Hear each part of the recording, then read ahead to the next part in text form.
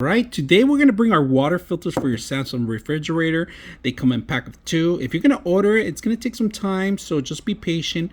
But once you set it up, you gotta run your water for at least 10 minutes, all right, before you start drinking out of it or creating ice, all right?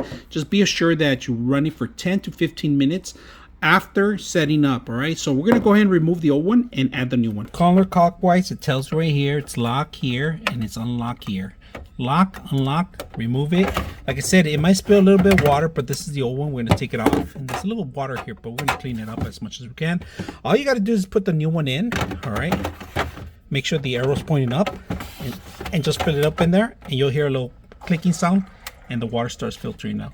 Now dispose of this properly. All right, so I'm gonna dry it up, and like I said, 10 to 15 minutes of water, and then go ahead and do that. So at first, when you're getting the water, you're gonna hear a little bit of pressure, right? But that's okay. It's gonna depressurize the whole thing.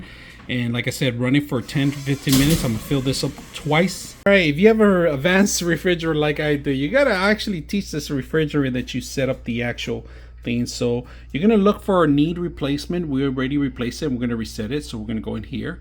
So let's click on there. And then all we have to do is need replacement. Last time we replaced it was quite a while, so we're gonna go ahead and reset it. Here, reset, and it's gonna give you a prompt, process to reset. Go ahead and reset it, and that should do it. So now we got it up to date. Hope you guys enjoy the video.